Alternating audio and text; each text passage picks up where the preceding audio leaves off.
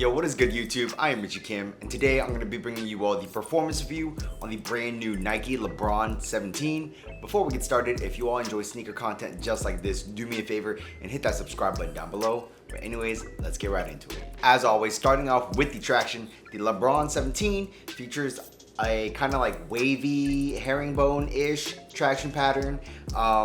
The traction pattern on the LeBron 17 and the LeBron Witness 4 are actually very similar, except for the fact that the LeBron 17's traction actually has like more curvature to it, and the Witness 4 just has like straight lines. And the traction on the shoe was actually pretty good. I'd say for the most part, I had very consistent traction.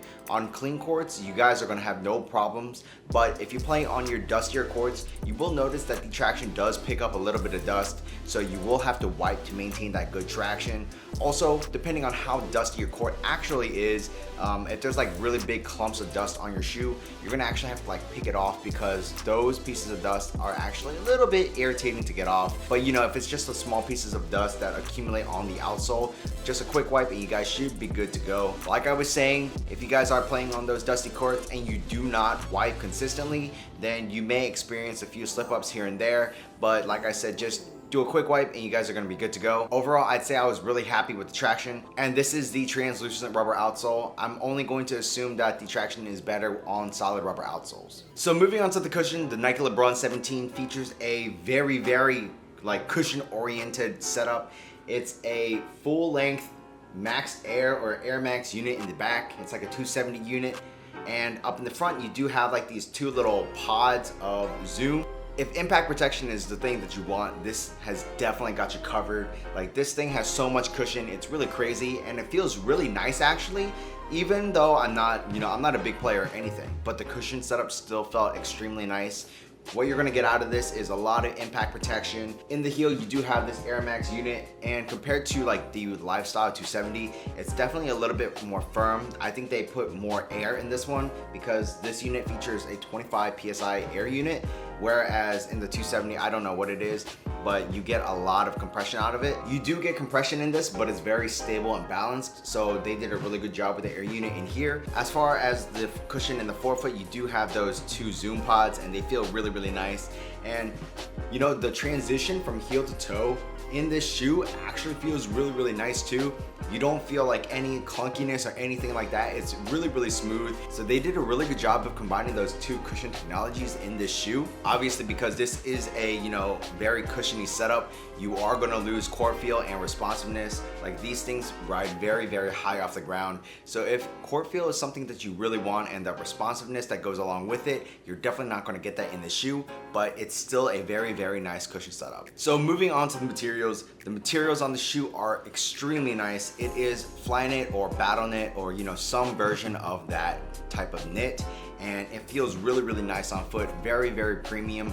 Up in the forefoot, you do have a more free-flowing Battle Knit or Flyknit or whatever it is, but it still offers a lot of containment.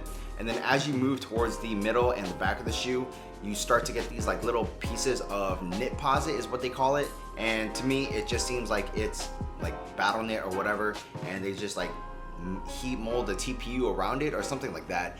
And it does a job, it looks cool. Is it a little bit gimmicky to call it knit posit? Like, yeah, but it does the job just fine, and it definitely brings like a cool aesthetic to the shoe. Overall, the materials on the shoe are extremely premium, and it better be, because these are expensive AF. But yeah, you know, material usage was really good on the shoe.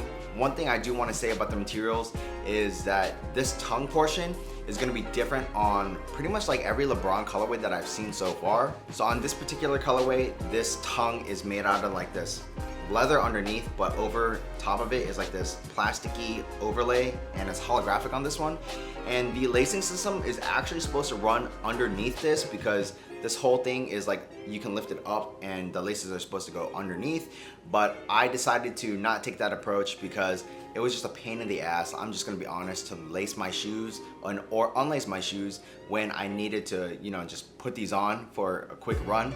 And yeah, so I undid the laces and I redid the lacing so it goes over, except in the middle, because I think it looks fine like that. But yeah, you know, that's something to point out, is that the material on the tongue is going to be different for every shoe. So yeah. So moving on to the fit, I think the LeBron 17 runs true to size, but it's definitely a little bit more on the snug side. If you guys are hella wide footers, I would maybe even suggest going up a half size. I'd say for me, I'm a slightly wide footer, and going true to size was perfectly fine for me. It was definitely, like I said, a little bit snug, but once you guys break in the materials, you guys are gonna be good to go. I thought the fit was really, really nice on this shoe.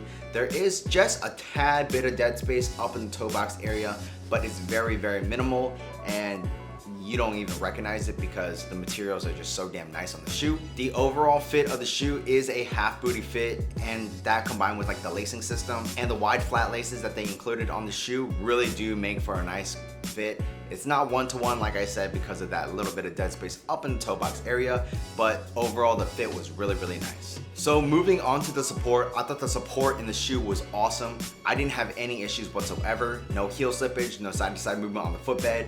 They really did well with the sculpting on the heel part of the shoe to help with that, non-existent heel slippage that you get. You also do have a external heel counter, which is kind of cool because it's in the shape of a crown.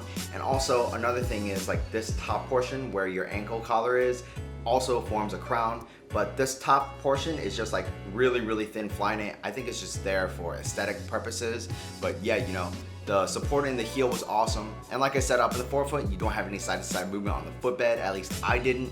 And also, because LeBron models are always improving, you guys are gonna get these lateral outriggers on your Zoom units, and you actually have a lateral outrigger on this Air Max unit as well, because they probably assumed that they had problems before, so they put it in now, and I didn't have any issues on lateral movements at all. I'm not 100% sure if there's like a torsion plate that runs throughout the shoe. I'm gonna assume not, because this cushion setup, at least like in the middle where everything comes together, is pretty stiff, so I'm pretty sure that pretty much acts as a torsion plate anyways. So yeah, supporting the LeBron 17 to me was awesome. So the LeBron 17 retails for $200, and that is a steep price point.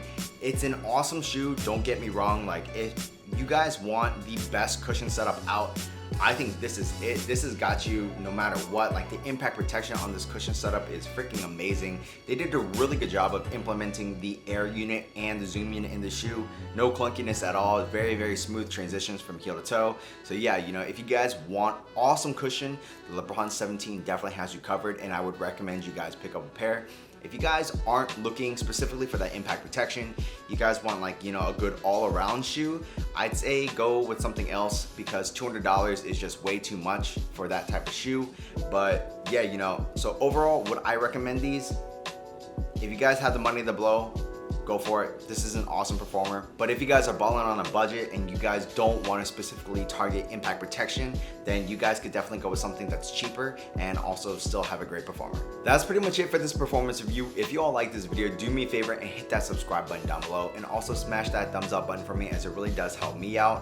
While you guys are at it, check out this video on my left and on my right, and that's pretty much it. Until next time, peace.